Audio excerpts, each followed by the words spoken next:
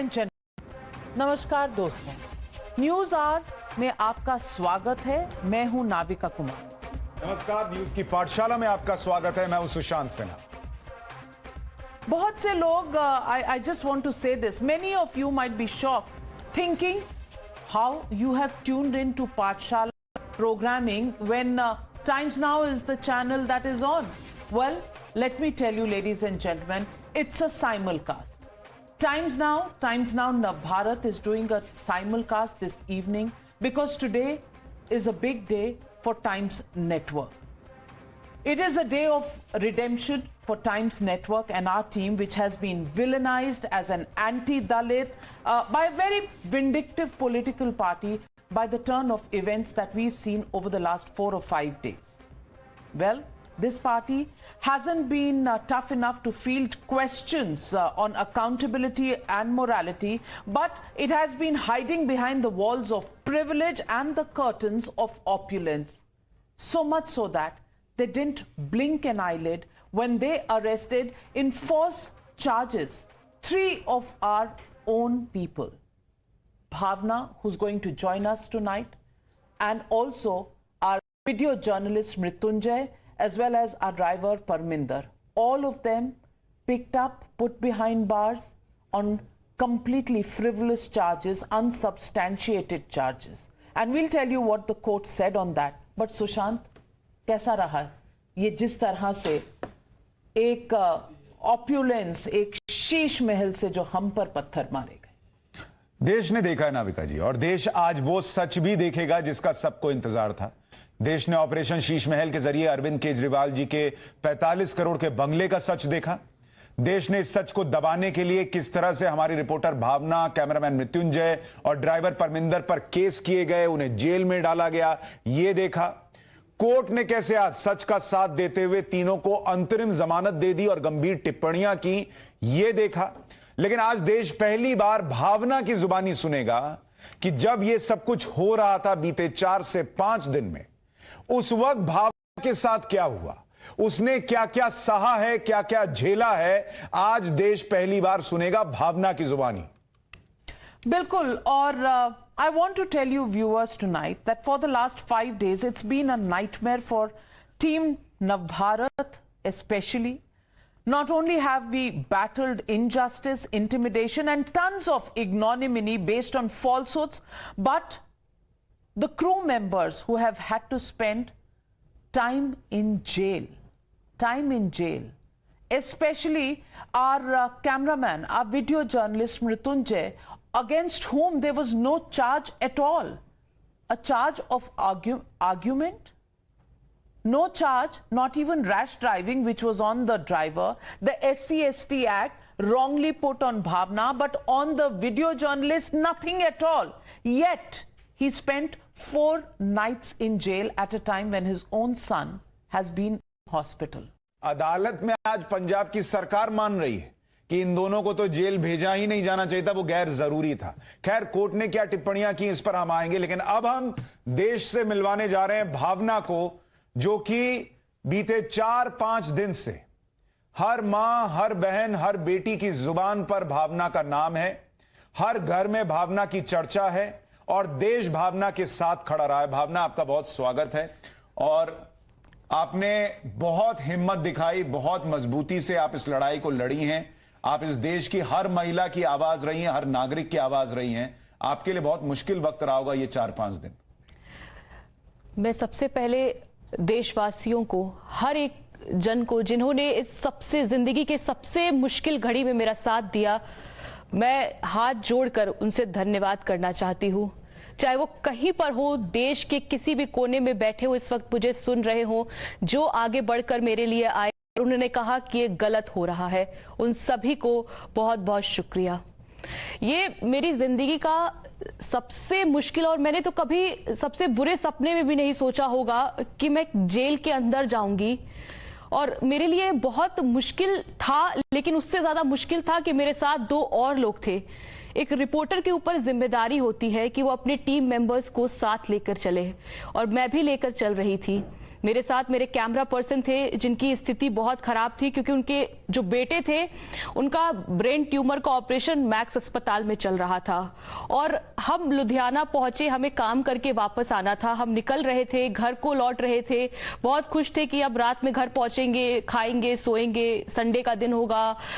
हमारी प्लानिंग अलग चल रही थी, सब अपने फैमिली से बात कर रहे थे। लेकिन इसी बीच ये पूरी जब घटना होती है, और ये मैं सोच भी नहीं सकती कि मुझे किस तरह से मेरे मासूमियत का फायदा उठाया गया और मुझसे बोला गया कि आप बस चलिए, से बैठ के हम थोड़ा बात करेंगे, आप पत्रकार हैं, आप आई हुई हैं बाहर से, दूसरे स्टेट से, चलिए अगर बहस हो रही है तो सुलह करते हैं, स्टेशन में बैठ के सुलह करते हैं। तो मैंने कहा ठीक है, चलिए चलते हैं। उस पूरे घटनाक्रम पर हम आएंगे। घटनाक्रम किस तरह से शुरू हुआ, आपने क्या देखा, कैसे देखा, उस पर हम जरूर आते हैं। लेकिन उससे पहले आज कोर्ट ने क्या कहा, ये हम जरूर अपने दर्शकों को दिखाना चाहेंगे। और कोर्ट में आज जो टिप्पणियां हुई हैं, सबसे पहले कोर्ट ने यह कहा कि कैमरामैन और ड्राइवर की गिरफ्तारी गैर जरूरी थी। कैमरामैन और ड्राइवर के खिलाफ ऐसी कोई भी धारा नहीं थी जो गैर जमानती हो, which clearly means these were bailable charges against the driver and certainly against the camera person. There were no charges at all. But मतलब उनको जेल जाना ही नहीं चाहिए था, क्योंकि नाविका जी कानून सीधे सीधे कहता है कि बेल आपका अधिकार है, जेल आखिरी ऑप्शन होता है। लेकिन जो ऐसे अपराध की धाराएं लगाई गई जिनमें जमानत मिलनी चाहिए थी, उसमें भी आज तो भावना यहां बैठी है, क्योंकि हमने ये मजबूती से लड़ाई लड़ी। जो हमारे कैमरा पर्सन और जो हमारे ड्राइवर हैं, उनको अभी भी जेल से छुड़ाया जा रहा है। एक गैरकानूनी फैसले की वजह से दोनों की जीवन जीने की स्वतंत्रता छीनी गई, यह भी आज कोर्ट ने कहा। एक संवैधानिक कोर्ट होने के नाते हम असहाय नहीं हो सकते, आज कोर्ट ने यह भी कहा। बिल्कुल, और ये सब कहते हुए कोर्ट ने जो टिप्पणी की, I just want to read out the crucial part of the judgment or the order that was passed on by the court. The court said, in a mechanical manner, initially the arresting officer and thereafter the judicial officers proceeded to pass orders of arrest and remand. Continuance of a citizen in custody without there being a mandate of law, that is illegal custody, cannot be permitted. A court, and that too a constitutional court, when comes to know of the same, cannot shut its eyes to this incident. Would it be appropriate to a citizen to continue in incarceration when it is not only apparent from the allegations but an undisputed position that both petitioners 2, which jo video journalist, and petitioner 3, the driver, have not committed the alleged offenses which are non-bailable? यानी कि court ने सीधा कह दिया कि detention illegal थी। और इस बैकग्राउंड में मैं भावना आज आपसे शुरू से सुनना चाहूंगी कि आपके साथ क्या हुआ, कैसे हुआ, आप कितने बजे लुधियाना पहुंची, क्योंकि उस दिन एक हेल्थ के ऊपर एक पब्लिक फंक्शन था जहां दोनों मुख्यमंत्री भगवंत मान जी और अरविंद केजरीवाल जी को होना था। हमें और हमारे दर्शकों को पूरे विस्तार से बताइए कि आपने दिन कैसे शुरू किया और कहां से लुधियाना पहुंचने के बाद क्या हुआ।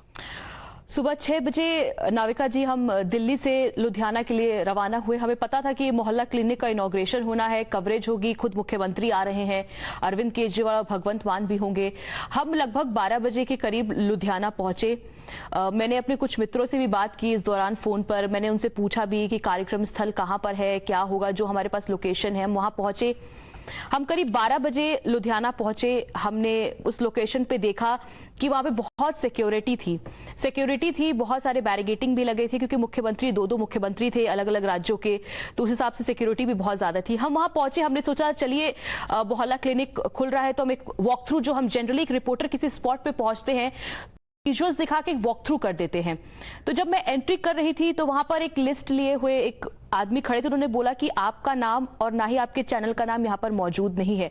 तो मैंने कहा ठीक है, कोई बात नहीं। मैंने अपने कैमरा पर्सन से बोला कि चलिए बैरिगेटिंग से ही एक वॉक थ्रू कर देते हैं और बता भी देते हैं कि हमें परमिशन नहीं है, क्योंकि टाइम्स नाउ को परमिशन क्यों नहीं है ये भी समझ लीजिए नाविका जी, कि हम बैन हैं क्योंकि हमने शीश महल, ऑपरेशन शीश महल दिखाने के बाद दिल्ली में आम आदमी पार्टी ने हमें बैन किया हुआ है। जब हम पंजाब पहुंचे तो हमें इस बात की जानकारी मिल गई कि वहां पर भी आम आदमी पार्टी की तरफ से, यानी कि आम आदमी पार्टी की सरकार पंजाब में भी है, तो reporters are totally ban from Times Network. तो फिर हमने एक वॉक थ्रू किया और हमें भूख लगी थी क्योंकि हम सुबह 6 बजे से ट्रैवल करके लुधियाना पहुंचे। जोर जबरदस्ती की अंदर जाने की कोशिश की? नहीं, बिल्कुल नहीं। और वो विजुअल्स में भी आप जब देखिए, मैंने the good part was that कि सब कुछ हम लाइव रिकॉर्ड कर रहे थे, क्योंकि एक थोड़ी सी दूसरे स्टेट पे हम जाते हैं तो एक रहता है कि ऑलरेडी हमने इतनी खबर दिखाई है तो पता नहीं आम आदमी पार्टी के वो कार्यकर्ता जिस तरह से हमें घेर रहे थे पिछले 2 दिनों के दौरान जंतर मंतर पे किस तरह की घटनाएं हुई, तो एक मन में एक ख्याल था। ऐसा नहीं है कि ख्याल नहीं था कि मैं जा रही हूं तो इस तरह की घटना नहीं, मतलब इतनी बुरी घटना तो नहीं सोची थी। मुझे लगा हो सकता है घेर के हम जंतर मंतर पे कुछ हुआ, कि हो सकता है कि माइक खींच ले, हो सकता है। दूसरा आपको ये भी लगा होगा कि एक महिला के साथ ये कर देंगे, शायद ये आपने नहीं सोचा। नहीं, मुझे ये डर लग रहा था कि कोई सामान खींच लिए तो मैं ऑफिस को क्या जवाब दूंगी कि इतने महंगे सामान होते हैं, हमारे लाखों के सामान होते हैं, तो मुझे इसका ख्याल था कि कुछ ऐसा ना हो। ये नहीं था, मुझे सुशांत जी 1% का अंदाजा नहीं था कि वहां पर मौजूद कोई भी पुलिसकर्मी क्या इस तरह की कोई प्लानिंग में होगा कि वो हमें किस तरह से ट्रैप करके वहां से लेकर जाएगा। मैं सोचती थी कि जो पुलिस होती है ना, वो सपोर्ट करती है, मतलब खासतौर पे पत्रकारों को, क्योंकि मैंने दिल्ली में यही देखा है कि हम कभी कहीं फंस जाते हैं या किसी भी ऐसे स्टेट में, या यूपी की मैं खुद हूं, यूपी में हम रिपोर्टिंग करने के दौरान गए, मैं और भी में गई हूं, तो मैं सोचती हूँ पुलिस हमेशा सुरक्षित करती है कि आप लोग थोड़ा उल्टा। हाँ, यहाँ पे घटना नहीं, घटना बाद, चलिए उसके बाद आप खाना खाने जाने। मैं खाना खाई, वहीं पास में एक ढाबा था, कृष्णा ढाबा। मुझे याद है कि काफी सर्च के बाद हम ढूंढ रहे थे उस लोकेशन पे कुछ अच्छा मिल जाए, अच्छा रेस्टोरेंट मिल जाए खाने, लेकिन किसी ने बोला कि कृष्णा ढाबा वहां पर है। सामने 1-2 स्वीट्स के शॉप्स थे, तो हमने पूछा कि खाना कहाँ मिलेगा, दाल रोटी कहाँ अच्छी मिल जाएगी, तो उसने बोला पास में कृष्णा ढाबा है, मतलब बस कुछ दूरी पे, मतलब 10-15 कदम की दूरी पे कृष्णा ढाबा। हमने वहां खाना खाया, दाल रोटी सब्जी खाई। वहां पे बहुत सारे पुलिसकर्मी भी अंदर ढाबे में बैठ के खाना खा रहे थे। हमने खाना वाना खाया, आधा घंटे का वक्त लगा, 300-400 का बिल आया, हमने पे वे करके हम वहां से निकले। तो उस वक्त बज रहे थे 2 बज रहे थे, तो हमने सोचा 4 बजे का कार्यक्रम है तो चलिए 1 घंटा कहीं घूम के आते। हमने कोई होटल नहीं लिया था क्योंकि हमने कहीं चेक इन नहीं किया, हमें ये पता था कि हमें वापस लौटना है। लुधियाना से दिल्ली का सफर 6 घंटे का होता है, तो हमने ये डिसाइड कर लिया था, मैंने और मृत्युंजय ने, कि हम काम करके लौट जाएंगे, हम रेस्ट करने के लिए होटल चेक इन नहीं करेंगे, रात बिरात घर पहुंच जाएंगे अपने। तो हमारा ये प्रिपेयर था कि 4-5 बजे कार्यक्रम खत्म, घर वापसी होनी ही तय थी। उसके बाद हम 2 बजे करीब मैंने बोला मृत्युंजय हम किसी मॉल में चलते हैं, I just want to get freshen up, मुझे थोड़ा सा वॉशरूम नीड था और वहां पे कोई ऐसा पब्लिक वॉशरूम नहीं था, तो मैंने बोला किसी मॉल में चल के। तो हम निकले वहां से एक मॉल को लोकेट करते हुए, तो मॉल काफी दूर था, रास्ते में कुछ सड़क बनने की वजह से वहां बहुत ट्रैफिक जैम था। तो वो 3 बजने लगा और मेरी हार्ट बीट बढ़ने लगी कि ऐसा ना हो कि हम फंस जाए और 4 बजे कार्यक्रम में ना पहुंच पाए, ऐसा ना हो कि हम वो कवर ना कर पाए और अरविंद केजरीवाल साहब और भगवंत मान साहब निकल जाए और मैं अगर जा रही हूं कार्यक्रम में तो कुछ फुटेज ना बना पाऊं, तो मेरे ऊपर सवाल उठेगा पत्रकार के तौर पे कि आप समय पे वहां पर क्यों नहीं मौजूद थी। तो मैंने बोला ड्राइवर साहब को कि आप गाड़ी चलाइए। फिर हम 3:30 बजे के करीब वहां पहुंचते हैं। जो सिक्योरिटी मैंने 12 बजे देखी थी उसकी जस्ट डबल सिक्योरिटी उस वक्त उस स्पॉट पे पहुंचती है, मतलब इतनी पुलिस, पंजाब पुलिस, बड़े बड़े अफसर मुझे नजर आ रहे थे, ज्यादा सिक्योरिटी थी। उसके बाद क्या हुआ कि 3:30 से 4 बजे हम वहां मौजूद थे, चाय की दुकान पे बैठे रहे, पानी पीते रहे। मेरे साथ मेरे एक कलीग भी थे जो चंडीगढ़ से आए हुए थे, मनोज, उनके कैमरा पर्सन थे। अच्छा, एक घटना और हुई थी इस दौरान, जब मैंने बोला कि 3 बजे मैं मॉल ढूंढते ढूंढते नहीं मिला मुझे मॉल, तो मैं वापस आई, तो कार्यक्रम स्थल के कुछ देर पहले मुझे 15-20 पुलिस कर्मियों ने रोका, गाड़ी को रोका कार्यक्रम स्थल से कुछ देर पहले। उन्होंने बोला कि हमें एक इंफॉर्मेशन आई है कि यूपी की कोई गाड़ी लुधियाना में जो गलत तरीके से एंटर हुई है और ये गाड़ी यूपी के, वो फोटो खींचने लगे। तो मैं थोड़ा सा मैंने बोला कुछ प्रॉब्लम है, गाड़ी से उतरी तो मैं घबरा गई। मैंने कैमरा पर्सन से बोला कि अच्छा एक काम करिए, आप उतरिए, मैं बैठती हूँ, आप बात करिए। तो वो उतरे, ड्राइवर उतरे, तो उन्होंने बोला नहीं हमें शक है इस गाड़ी पे, आप मूवमेंट नहीं करेंगे, हमारे कोई सीनियर ऑफिसर आएंगे, आपको रुकना पड़ेगा। तो मैं थोड़ा सा पैनिक हुई, मैंने तुरंत मनोज को मिलाया फोन कि मनोज जी प्लीज आइए, यहाँ पर हम मौजूद हैं और ये गाड़ी रोक ली गई है। तो मनोज दौड़ते हुए अपने कैमरा पर्सन के साथ आए, उन्होंने बात की कि सर क्या हो गया, हम लोग तो ये मैडम आई हुई है दिल्ली से कवर करने के लिए कार्यक्रम और मैं भी आया हूं कवर करने के लिए कार्यक्रम। तो उन्होंने बोला नहीं नहीं हमें इस गाड़ी पे शक है थोड़ा सा, ये गाड़ी आई हुई है, हमें ट्रेस करना है कि ये क्या वही नंबर है जिस पे हम डाउट कर रहे हैं। उसके बाद कोई सीनियर ऑफिसर आता है, उनमें आपस में क्या बातचीत होती है मुझे नहीं पता। वो कहते हैं अच्छा ठीक है यू आर फ्री। तो मुझे लगा हो गया, मतलब डाउट होगा, मतलब हमने ये सारी चीजें होती रहती है। एक जर्नलिस्ट, हम रास्ते पे चलते हैं, कोई रोक देता है, पूछताछ, तो ये सब बहुत नॉर्मल था। मैंने कहा चलो ये पूछ रहे होंगे, कुछ होगा, खत्म मैटर खत्म। उसके बाद 4 बजने जा रहा था, तो हमारे दिमाग में ये था कि अब कार्यक्रम स्टार्ट होने वाला है, चलो चलते हैं, कभी भी आ सकते हैं। तो मेरे गाड़ी वाले ने बोला कि मैडम आप पैदल चले जाओ, मैं गाड़ी यहीं पार्क करके रखता हूं क्योंकि अब आगे कहीं पार्किंग होगी नहीं और भीड़ बहुत ज्यादा। मैंने बोला ठीक है। मेरे मन में ये ख्याल है कि चलो पुलिस है, गाड़ी कौन हटाएगा, सिक्योरिटी है, क्योंकि हम अक्सर ऐसी जगह ढूंढते हैं पार्किंग स्पेस जो सिक्योर हो, कोई गाड़ी ना उठा कुछ ऐसा। तो मैंने बोला आप एक काम करो, पुलिस भी है, आप गाड़ी यहीं रखो, आप रुको, मैं कार्यक्रम कवर करके आऊंगी और हम यहां से तुरंत निकल जाएंगे। 4 बजने को आ गया। मैंने बोला अपने कैमरा पर्सन मृत्युंजय से कि आप एक काम करिए कि आप लाइव वो कर दीजिए, लाइव रिकॉर्डर, और ऑफिस को बोल दीजिए कि लाइव रिकॉर्ड करेंगे, हम कुछ बाद में नहीं भेजेंगे। बिकॉज मेरी स्ट्रैटेजी हमेशा काम के प्रति ऐसे होती है कि मैं कोई काम रिकॉर्ड करके बाद में नहीं भेजती हूँ। मैं कहती हूँ कि आप स्पॉट से, क्योंकि स्थिति ऐसी 2-4 दिन से चल रही थी ना कि मेरे दिमाग में कि चैनल के पास ईच एंड एवरी इन्फो होनी चाहिए रिकॉर्ड, क्योंकि अगर हम बाद में भेजते हैं तो वो चीजें कुछ भी हो सकता था, जैसे माइक छीन लिया, कैमरा छीन लिया, कोई आपको प्रेशर कर सकता है कि फीड तो मैं फीड लाइव चला गया तो वो आपके ऑफिस के पास पहुंच गया। तो मैंने अपनी समझदारी दिखाई, लेकिन मुझे उसके पहले भी नहीं पता था कि कुछ और होने वाला है। मनोज मेरे पास आते हैं, उन्होंने मुझे कान में बोलते हैं कि भावना मेरे पास चंडीगढ़ से एक इन्फो आया है कि कोई बहुत बड़ा एक्शन होने वाला है। तो मैं कहती हूँ नहीं हम कुछ नहीं करने वाले, हम कहां जाएंगे, उतना सिक्योरिटी के बीच में हमको नहीं लगता है कि हम आप तो बैरिकेड क्रॉस करके आगे भी नहीं जा पाते। बैरिकेड तो मैम हम तो ऑपोजिट सड़क पर थे। और वहां का भी हमने विजुअल नाविका जी दिखाया है कि आपको फुटपाथ पे भी और किनारे किया जा रहा था। मैं वहां पे मनोज से कान में बोलती हूँ, मनोज जी क्या मैं वॉक थ्रू कर दूं, बहुत सिक्योरिटी है, आपने देखा होगा। मैंने बहुत शालीनता के साथ, मुझे भी डर तो था जब मैंने कुछ इतनी सारी सिक्योरिटी बढ़ते हुए जब देखी, जब 2 बोलेरो और स्कॉर्पियो से जब गाड़ी आई और उसमें काफी ज्यादा मतलब मजबूत लोग, मुझे कहते हैं ना पर्सनालिटी उनकी इतनी स्ट्रांग थी ना कि मैं उनको देख के थोड़ा घबरा गई। जैसे पिक्चर में हम नहीं देखते कि कोई किडनैप करने के लिए आया हो। गाड़ी में बैठ के उनकी नजर मेरे ऊपर, सिर्फ मेरे ऊपर थी, कैमरा पता नहीं क्या था वो क्लिक हो रहा था, it was getting recorded phone से। मुझे ऐसा एक हल्का सा क्लिक हो, उसी बीच मैं वॉक थ्रू करती हूँ कि हमें घेर लिया गया है, इस वक्त मैं यहाँ मौजूद हूँ, काफिला पहुंच गया है यहाँ पे हमें, लेकिन मुझे ऐसा महसूस हो रहा है कि दिल्ली की ही भांति हमें यहाँ पे घेर लिया गया है। तो चलो ठीक है, वहां तक ठीक था, काफिला आता है, काफिला अंदर जाता है। उसके बाद अचानक से काफिला अंदर जाने के बाद अचानक से वहां पे माहौल बिगड़ने लगता है। मुझे कहा जाता है आप पीछे हटिए, आप पीछे हटिए, पीछे। मैंने बोला सर मैं तो वहां तक तो पहुंच ही नहीं सकती, मैं तो बहुत दूर हूं, मैं तो सर आपके काम में भी दखल नहीं दे रही हूं, मैं सर अभी बस 10 मिनट में ऐसे चली जाऊंगी, सीएम जैसे ही यहां से निकलते हैं मैं यहां से चली जाऊंगी, मेरा यहाँ पे। तो बोले नहीं आप पीछे हटिए, पीछे हटिए। तब तक मनोज मेरे हाथ को पकड़ के कहते हैं अब भावना यहां से निकलना बेटर होगा। मुझे असाइनमेंट की तरफ से भी एक मैसेज आ जाता है ऑफिस के कि मूव बैक। शायद उनको ये खबर मिल गई थी कि कुछ होने वाला है या हो सकता है ऐसा हो जाए। मैं और मनोज साथ में वॉक करते हुए निकलते हैं तेजी के साथ। वहां पे एक पेट्रोल पंप आता है, मैं वहां पहुंचती हूँ। जैसे मेरी हल्की सी नजर ऐसे पीछे पड़ती है, मैं देखती हूँ एक बहुत बड़ा फोर्स, महिलाओं का बहुत बड़ा फोर्स मेरे पीछे आ रहा होता है। मैं अपने फोन से कुछ फोटोज क्लिक करती हूँ और हम किनारे एक शीशे की दुकान पे हम खड़े हो जाते हैं। मैं बोलती हूँ मनोज को कि जल्दी अपने विजय को बुला लीजिए, कुछ अलग कर रहे हैं ये हमारे पीछे, क्योंकि कभी कोई पुलिस किसी जर्नलिस्ट के पीछे इतनी तेजी से नहीं आता है। As they are following me and why they are following मी।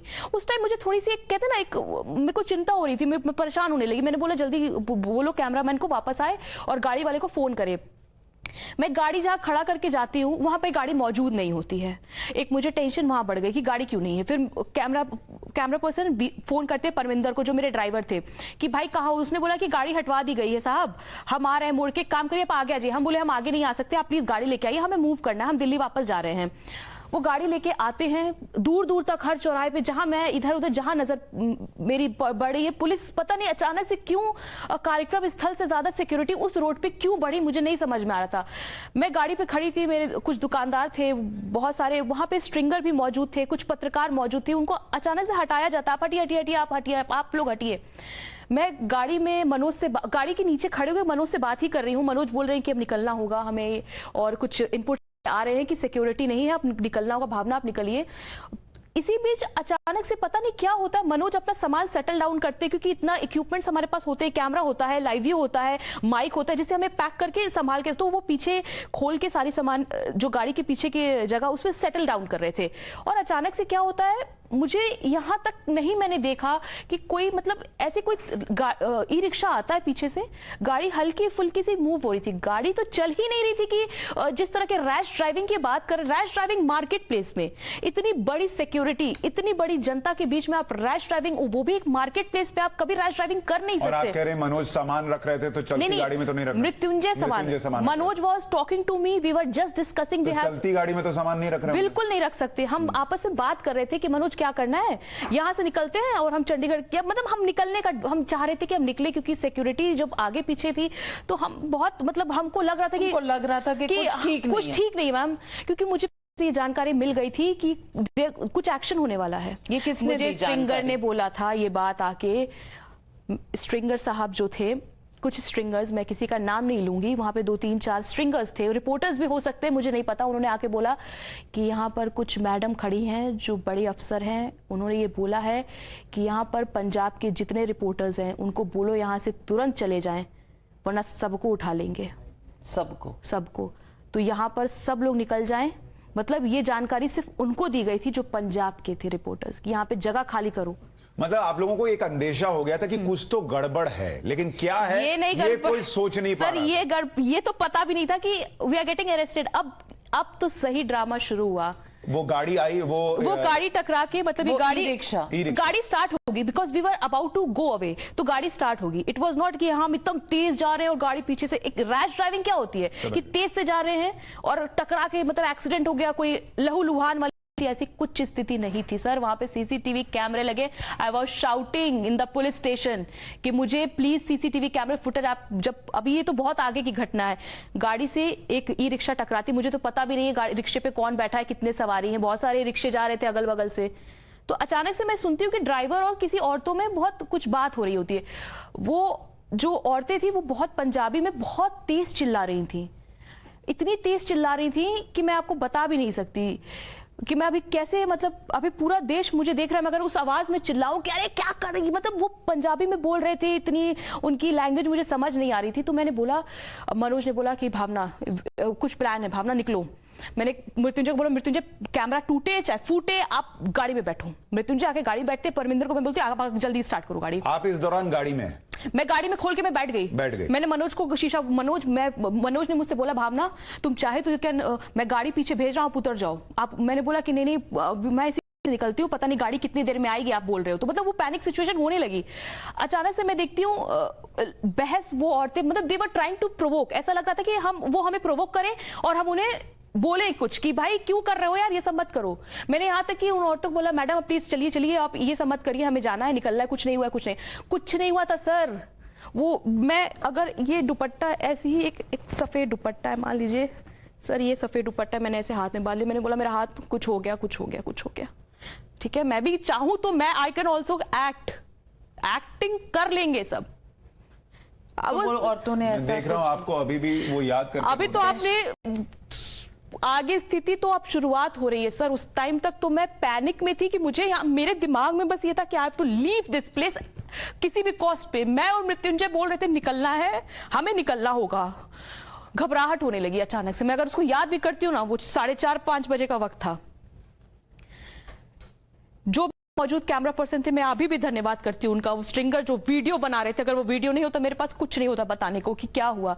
गाड़ी रुकी थी, गाड़ी टकराई, बहसबाजी हुई, अचानक से कोई सीनियर ऑफिसर आते हैं, एक किसी अफसर को मेरी गाड़ी में बैठा देते हैं। आपने देखा होगा वो बिना बैच वाला, वो बैठते हैं तो मैं उनसे बोलती हूँ सर आप क्यों बैठ रहे हो, आप क्या कर रहे हो, क्या हो रहा है? बोले नहीं देखो, उन्होंने मुझसे बोला देखो कुछ नहीं करना है, ये लोग बहुत हल्ला कर रहे हैं ना, आप यहाँ पे कार्यक्रम स्थल है, मुख्यमंत्री साहब अंदर है, तो यहाँ पर क्योस नहीं कर सकते। बल्कि हम सड़क बहुत कार्यक्रम स्थल से बहुत आगे आ गए थे। बोले यहाँ क्योस नहीं करते, आप एक काम करो थाना चलो, हम चाय पानी पियेंगे और बात करके सुलह करके आप निकल जाना।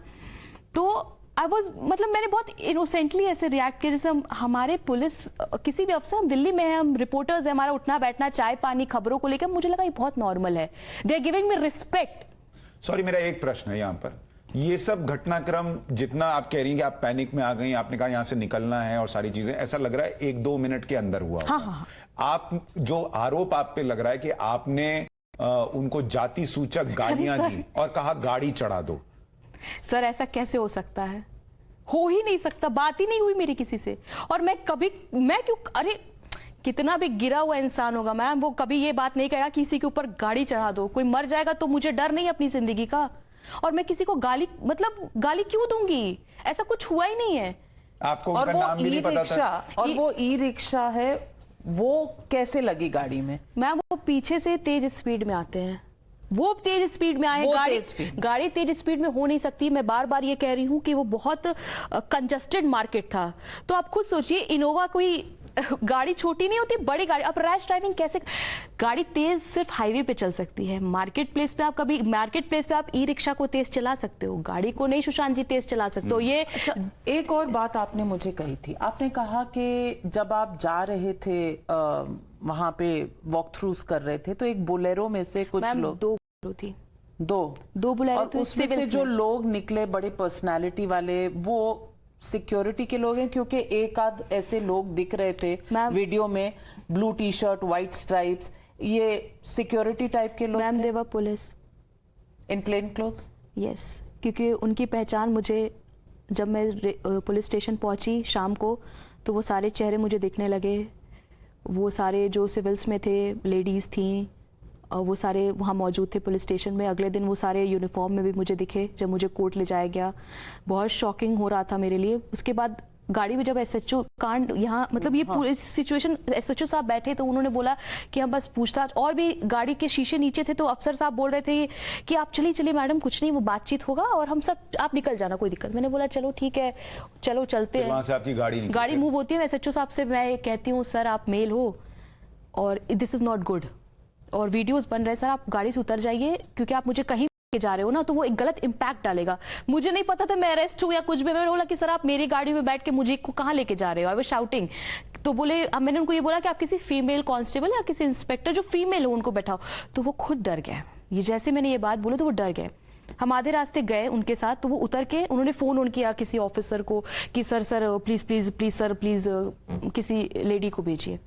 लेडी आती है भागते हुए, फिर लेडी बैठती है और हम लुधियाना के थाने नंबर 3 पे पहुंचते हैं। वो भी मार्केट प्लेस में था बिल्कुल, हर जगह दुकानें थी कपड़ों की। तो वहां पे पुलिस, हम अंदर जाते हैं, अचानक से मुझे पहले कहा जाता मैडम आप गाड़ी में बैठिए, सिर्फ मृत्युंजय और ड्राइवर साहब अंदर आइए, हम बातचीत करते हैं। फिर 5 मिनट बाद मैं गाड़ी में बैठी, मुझे लगा कि 5-10 मिनट में बातचीत हो जाएगी, सुलह हो जाएगा, फिर मैं अपने वापस घर जाऊंगी। 10 मिनट बाद मुझे अंदर से कोई आता है बुलाने के लिए, मैडम आप भी अंदर चलिए। मैंने बोला ठीक है। मैं देखती हूँ कि पीछे जो बड़े बड़े पुलिस स्टेशन के गेट्स होते हैं ना, वो बंद होने लगते हैं ऐसे, पता नहीं क्यों अचानक से ताला वाला लगने लगता है, वो अचानक से भीड़ दिखने लगती है। वो दोनों लेडीज भी आई थी जो दे वर सेइंग कि हमारा एक्सीडेंट हुआ, नॉर्मल अपना आई थी। मैम जो दर्द में होता है वो इतना नॉर्मल भी नहीं होता है। और अगर दर्द में था तो पहले हॉस्पिटल जाता है, वो पहले थाने आ गया, सुलह करने थाने आ गया। ठीक है, तो उनको सुलह करना था। हम अंदर गए, रूम था, ऑफिसर साहब बैठे थे, बोले चाय पीजिए, बिस्किट खाइए। मैंने बोला नहीं सर पानी पिला दीजिए। My phone was totally discharge. तो मैंने बोला सर मैं चार्ज कर लूँ क्या अपना फोन? हाँ कर लीजिए। मैंने उन्होंने चाय बिस्किट सर्व की, तो शायद मैंने चाय बिस्किट नहीं लिया था। फिर उन्होंने मेरे लिए कुछ समोसे मंगवाए, चाट मंगवाए, बोला कि सबने खाया। वहां पर कुछ पुलिस ऑफिसर्स मौजूद थे, कुछ महिला पुलिसकर्मी, सबने खाया। हमने सोचा ये जेस्चर होता है, क्योंकि हम एक पत्रकार है, हो सकता है अब हम आए हैं तो चाय पानी नाश्ता कराया जा रहा है। हमने कर लिया। मैं बोला ठीक है सर। 1 घंटा बीतने लगा। बातचीत के दौरान बहुत सारे चैनल्स के लोग मिलने आए कि क्यों बैठा है। धीरे धीरे पुलिस स्टेशन खाली होने लगा। सिर्फ पुलिस सब बढ़ने लगे अचानक से। हमने बोला सर अब हो गया सर, हम जाएं सर, हम जाएं, हो गया हमारा, हम जाएं सर। बार बार मेरी यही लफ्ज थे। मृत्युंजय बहुत परेशान होते। तब तक हमारे पास मेरा फोन था, ऐसा नहीं कि ये सब होते होते कितना बज गया होगा? शाम होने लगी थी, 6 साढ़े 6। हाँ अंधेरा 6:30 होने लगा। तो बार बार मैं पूछ रही हूँ सर हम जाएं सर, हमें दिल्ली पहुंचने में वक्त लगेगा 6 घंटे के, सर हम जाएं, मैं लड़की हूँ सर, लेट हो रहा है सर, मम्मी पापा वेट कर रहे हैं मेरा, मैं जाऊं। मम्मी पापा नहीं, सॉरी, मेरा भाई वेट कर रहा है। मम्मी पापा तो मेरे गोरखपुर रहते हैं, भाई वेट कर रहा होगा सर, मैं जाऊं क्योंकि 6 घंटे लगेंगे और we are going to travel, हम रात में ट्रैवल करके घर जाएंगे, we are not staying here. तो बोले नहीं रुकिए, बस सीएम साहब का कार्यक्रम खत्म हो जाए तो आप चले जाना। सीएम साहब का कार्यक्रम खत्म हो जाए? मुझे बोला गया कि सीएम साहब एक बार जलंधर मूव कर लेना, क्योंकि हमारे जो और भी बड़े अफसर है ना, उन्होंने बोला है कि उनको बैठा के रखो, और जैसे ही वो जलंधर लुधियाना बॉर्डर क्रॉस कर जलंधर सिटी में एंटर कर ले, फिर आप जा सकते हो दिल्ली। तब तक वो 2 महिलाएं कहां थी जिनके साथ एक्सीडेंट हुआ? वो भी वहीं थी। मैं सीएम से मतलब तुमसे सीएम को इतना सिक्योरिटी थ्रेट क्यों था? और तुम्हें कोई फोन आ रहे थे उस वक्त? नहीं या ऑफिसर्स को कोई? मैंने कुछ कॉल्स किए थे अपने मित्रों को और ये बताने की कोशिश की थी जो पंजाब में थे ऑलरेडी रिपोर्टर्स। मैंने बोला कि पता नहीं यार क्या हो गया, मुझे यहाँ बैठा के रखा हुआ है। तो मुझे किसी ने बोला कि हाँ जानकारी मिली है, कोई बात नहीं, चाय पानी पिला के आपको भेज देंगे, कोई दिक्कत नहीं। एक्चुअली क्या हुआ नाविका जी, मुझे जो सुन के लग रहा है कि जब ये चाय पानी नाश्ता चला तो इनको ये दिमाग में नहीं आया कि ये अरेस्ट करने जा रहे हैं।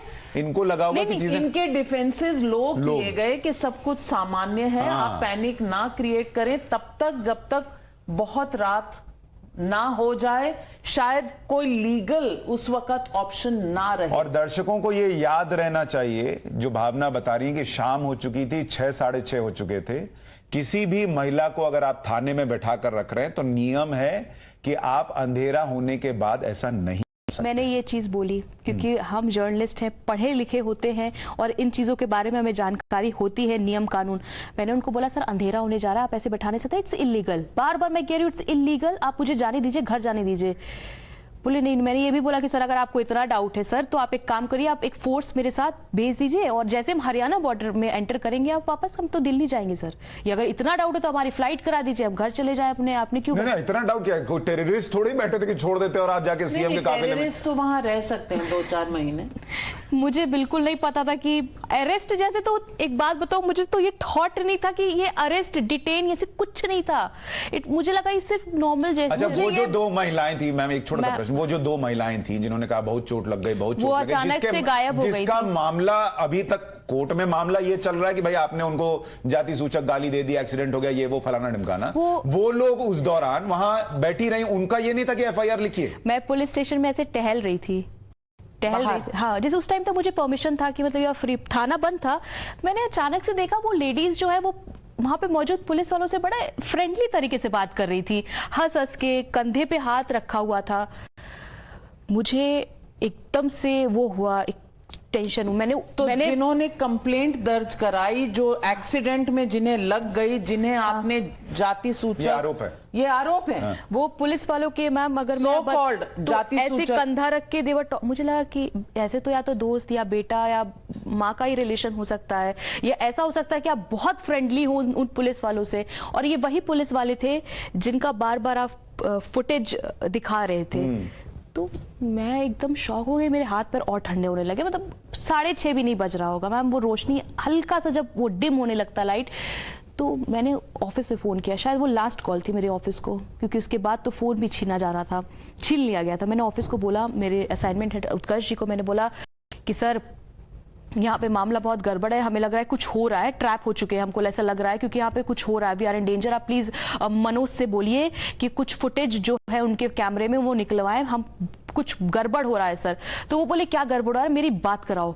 तो मैंने जैसे ही बात कराने की कोशिश, उन्होंने मुझसे बोला कि भावना एक काम करो, कुछ फुटेज जो है तुम अपने मोबाइल से, if you are having the phone, please make some footage and videos and send to me, मुझे भेज दो। ठीक है, मैं देखता हूँ, क्योंकि तुम्हें थाने में बैठी हो, तब तक मुझे नहीं पता था मैं अरेस्टेड हूँ या डिटेन हूँ, कुछ नहीं। तो I try to make some videos. मैंने मृत्युंजय को बोला कि आप चुपके से कुछ वीडियोस बनाइए। उसके बाद उनको ऐसे शक हुआ, उन्होंने सारे फोन छीन लिया हमारे हाथ से। उसके बाद मतलब 6 बजे का वक्त होगा, फोन छीन लिया गया, हम हेल्पलेस हो गए। उसके बाद जो असली मुसीबत थी अब शुरू होती है। अचानक से मुझे उस अच्छे से एसी वाले रूम से निकाल के, जहां पे सीसीटीवी कैमरे थे, वहां से निकाल के बोला जाता आप पीछे किसी रूम में जाके बैठ। मुझे 2 कांस्टेबल आती है, मुझे, मृत्युंजय को और मेरे कैमरा पर्सन को एक ऐसे रूम में बिठाया जाता है जहाँ पे जैसे हमारे, क्या बोलूं कि मैं कैसे रूम डिस्क्राइब करूं। उस रूम में एक चारपाई थी, जूठे खाने पड़े थे और इतने मच्छर थे कि मतलब अगर वो कुछ काट ले तो उसमें कैमरे नहीं थे सीसीटीवी, और अगर आप सीसीटीवी कैमरे नहीं थे, ऐसे रूम में हमें क्यों बिठाया गया। मैं बार बार उस रूम से बाहर आ जा रही थी क्योंकि मुझे डर लग रहा था। आपने एक बार वॉशरूम जाने के लिए भी कहा था? हाँ मैम, वॉशरूम में तो लाइट ही नहीं था, अंधेरा था, और वहां पे तो महिला वॉशरूम नहीं था। नहीं, वॉशरूम लेके गए मुझे, वॉशरूम तो मैं बहुत अंधेरी रात में गई थी, दिन के उजाले में तो मैं वॉशरूम गई ही नहीं। और उस वक्त उन्होंने क्या किया? मैम उस रूम में मैं थोड़ा डर रही थी, मुझे लगा कहीं रूम लॉक करके ये मुझे मारने पीटने न लगे। मेरे ख्याल जो थे वैसे आने लगे क्योंकि पुलिस स्टेशन बंद हो चुका था। पुलिस स्टेशन तो बंद था और मैं किसको आवाज दूं, मोबाइल नहीं, कुछ नहीं। मैं बार बार बोल रही थी अपने जो कांस्टेबल्स थे, एक काम करो ना, एक मैसेज मेरे पापा को दोगी क्या? तो बोले नहीं आप एकदम चुप रहिए, कुछ बोलिए मत। मैंने बोला प्लीज मैम कुछ करूँ ना, ये फोन क्यों ले ली, मेरी बात कराओ ना, जो साहब है उनसे बोलो, मैडम बात करना चाह रही हैं। अब तक तो मैं मैडम थी, तो बोलो ना साहब को कि मैं बात करना चाहती हूँ, मुझे यहाँ क्यों बैठाया हुआ है। मैं बार बार ना रूम से बाहर निकल के, ऐसे बहुत ही गंदी जगह थी, कबाड़ी वड़े से गंदगी फैली हुई थी, तो मैंने बोला मैं यहाँ खड़ी हो सकती हूँ, लेकिन मैं बिना किसी सीसीटीवी के, मुझे ऐसा लग रहा था कहीं रूम लॉक कर दे या मुझे मारने पीटने लगे, कुछ भी हो सकता था। तो मैंने मृत्युंजय को भी बोला कि भाई तुम लोग भी बाहर आके बैठो, रूम में मत बैठो, यहाँ का कुछ समझ में नहीं आ रहा है। रात होने लगी, अंधेरा होने लगा और मैं और ज्यादा पैनिक होने लगी, मुझे समझ में नहीं आ रहा। रात मैं बार बार बोल रही हूँ उनको, बोले ये इल्लीगल है, अगर किसी को पता चलेगा तो बहुत बवाल होगा कि आप किसी महिला को इतने गलत तरीके से रात में आप बैठा नहीं सकते किसी। और मैं बार बार बोली थी कोई मैं अरेस्ट थोड़ी ना हुई हूँ। अच्छा मैम, अब समझ में आ रहा है, जो हमें पता नहीं चल रहा था कि पुलिस कहां लेके चली गई इनको, और हम फोन करते थे, फोन नहीं उठ रहा था क्योंकि फोन ले लिया गया था और वो फोन उठा नहीं रहे थे जी। हमारे लिए बहुत उस वक्त मुश्किल की घड़ी थी क्योंकि हम तुमसे कांटेक्ट करना चाह रहे थे। 8 बजा, 9 बजा, मुझे अचानक से मैंने ऐसे ही बोला मैं पापा का नाम क्यों दूं, मैंने बुआ फूफा सबके नाम, एड्रेस, ननिहाल का एड्रेस, दादा मांगता हूं। तुमने बहुत हिम्मत अब तक दिखाई है। मेरी उस रात, मेरी रात, मैंने बोला मैं कहाँ हूँ मैं, फिर मैं कैसे बताऊंगी। मेरे को डर लगा था मेरे साथ कुछ गलत हो सर, लेकिन मुझे मेरे घर पहुंचा दो प्लीज। शाउट, ये पुलिस वाला कह रहा है You have to be very strong भावना। कुछ पता नहीं था, अंदर बेचारा बैठा। मैंने Mrityunjay was like please sir घर जाने दो सर, मेरा बेटा, मेरी बात करा दो, उसका ऑपरेशन हुआ है ट्यूमर का सर, कुछ हो जाए, मुझे मेरी बीवी से तो बात करा दो सर, बात करा दो। He was shouting sir phone करा दो सर, किसी को फोन करा, कहीं हूँ कुछ करेंगे वो लोग, शायद मेरी हेल्प करेंगे कुछ। मुझे बहुत डर लगने लगा। मृत्युंजय बोला मैं तो सिंह हूँ, मतलब राजपूत हूँ। तो बोले नहीं। मैंने बोला मैं गुप्ता हूँ, मैं ओबीसी कास्ट। बोले नहीं जनरल। मैंने बोला सर मैं जनरल कैटेगरी की नहीं, आई एम फ्रॉम ओबीसी, और मैंने अभी कभी भी अपने कहीं भी मेंशन किया it was only OBC, only OBC. General, तुम जनरल हो, क्योंकि उनको SC/ST एक्ट लगाना। मुझे तब तक नहीं थे, सिविल्स में आए थे या कुछ कपड़े में भी आए थे, यूनिफॉर्म में। चले गए वो वापस। कम से कम नहीं तो 10-15 मिनट के अंदर में इतने पूछताछ हुई, खूब लिखा गया कहाँ कैसे हो। कोई आ रहा था बार बार, पता नहीं फोन में भी कुछ ले रहे थे, अपना नाम बताइए, एज बताइए, एड्रेस बताइए, सब लिख के लेके जा रहे थे वो। हम कोऑपरेट करना स्टार्ट कर दिए थे क्योंकि हमें जिस साहब ने बोला था कि आप प्लीज कोऑपरेट करिएगा, मुझे माफ कर दीजिए जो हो रहा है आपके साथ। मैं अपनी बेटी को क्या मुंह दिखाऊंगा, मैं उसको कभी नहीं बोलूंगा कि आप पुलिस में आइए, आप पत्रकार बनिएगा। मेरी छोटी बेटियां, शायद मैं इसके बाद छुट्टी पे भी चला जाऊं। ये भी बोला कि मैं तो नया आया था, मुझे तो पता ही नहीं था कि मैं इतना गलत करने वाला हूं, मुझे तो कोई माफ नहीं कर पाएगा, मैं खुद नहीं कर पाऊंगा शायद। मुझे बहुत दया आ रही थी उनका दर्द देख के, अपने से ज्यादा तो मुझे। और I started shouting, I started like crying for help. मैंने कोऑपरेट किया। अचानक से मुझे किसी ने वहां पे हिंट दिया, जो मौजूद कुछ पुलिसकर्मी थी, महिला पुलिसकर्मी, आपके ऊपर SC/ST एक्ट लगाने की तैयारी चल रही है। मैंने SC/ST एक्ट? बोले कुछ बड़े सेक्शंस भी है। मैंने बोला, मैंने मृत्युंजय को इशारा किया, हमारे ऊपर FIR हो रहा है, केस हो रहा है। मैं आई वाज लाइक, मतलब मेरे अंदर से और घबराहट होने लगी। अरे हमने तो कुछ किया ही नहीं था, हमें तो यहाँ पे चाय पानी के लिए बुलाया गया था, हमें तो बोला गया था कि आप घर चले जाना थोड़ी देर में, जब सर निकल जाएंगे सीएम साहब अपने चले जाना। हम लोग भी I was okay with it. रात हो गई थी तो घबराहट बढ़ गई थी, लग रहा था कि कुछ बुरा होगा, लेकिन ये होगा नहीं पता था। पेपर्स आए, बहुत सारे पेपर्स आए। ड्राइवर को पुश कर दिया गया, साइन कर दो इस पेपर पे। ड्राइवर्स ने साइन कर दिया, उनको लगा कुछ होगा, साइन कर दिया। मृत्युंजय साइन करिए। मैं पेपर सामने है, मुझे तो हिंट था कि SC/ST एक्ट लग चुका है। पेपर्स में सब पंजाबी में था, गुरमुखी में। जो भी मुझे क्या पता मैम ये सब। मैंने बोला वही कि ये क्या है। उसमें सब्जेक्ट में जो सेक्शंस थे वो इंग्लिश में थे, तो मुझे दिख रहा था SC/ST एक्ट सेक्शंस अलग अलग लगे थे। और उस वक्त तक को बताती हूँ कि मैंने लंच किया था और उनके साथ एक समोसा और चाय खाया था। अब रात के 10 बजे तक आपकी जो बॉडी होती है और आप जब परेशान हो, घबरा, सुबह 6 बजे की चली हुई, हाँ, तो आप थके हो और मेरी आंखें ऐसे हो रही थी कि मुझे चक्कर आने लगा था। और आप जब यू स्टार्टेड क्राइंग, आपके सर में इतना हेडेक होने लगता है। तो मैंने बोला सर मैं इस पे साइन नहीं करूंगी, आप मुझे पिस्टल से मार दो, मैं साइन नहीं करूंगी। मैंने चिल्लाया उनके ऊपर, मैं साइन नहीं करूंगी, नहीं करूंगी। तो जो सीनियर ऑफिसर साहब थे उन्होंने बोला कि कर दो। वाहे गुरु जी देखो, उनकी तस्वीर देखो और मुझे देखो। आप बोलो, मैं अपने माँ बाप, अपने छोटे बच्चों की कसम खा के कह रहा हूं कि ये मैं नहीं कर रहा हूं। यहां पर मौजूद कोई भी नहीं कर रहा है, बेबस है, हम लाचार है, हम नहीं कर रहे तुम्हारे साथ ये सब। मैंने बोला सर जो कर रहा है उसको बोलो ना करे सर, मेरा पूरा करियर चौपट हो जाएगा। मैं बहुत अभी यंग हूँ, मैं ये सब करने नहीं आई हूँ सर। आप सोचो ना, किसी के ऊपर अगर FIR केसेस होंगे तो मेरा भविष्य क्या होगा सर। और मुझे बहुत डर लग रहा था कि मैं बाहर क्या जवाब दूंगी किसी को। मैंने तो कुछ किया ही नहीं था, मैं कैसे अपने आप को प्रूफ करूंगी। मन में बहुत ख्याल आ रहे थे कि कहीं किसी रूम में बंद करके कोई मेरे साथ कुछ कर ना दे, तो मैं बाहर क्या जाके बोलूंगी। मेरे दिमाग में भी था कि मैं तो बहुत हिम्मती हूँ, लेकिन अगर कुछ हो गया तो मैं क्या मुंह लेके जाऊंगी, बता भी पाऊंगी कि मेरे साथ ये हुआ है, कोई ट्रस्ट कर लेगा, कोई नहीं। बहुत ख्याल, तो मैं एकदम मायूस हो गई। साइन कराने की जिद में आए थे, मैंने मना किया, मैं साइन नहीं करूंगी। पेपर्स छोड़ के गए और वहां पे मौजूद जो सिविल्स में पुलिस या कांस्टेबल या जो भी थी वो, उनको बोला कि मैडम को मनाओ कि साइन कर दे वरना दिक्कत होगी उनके लिए।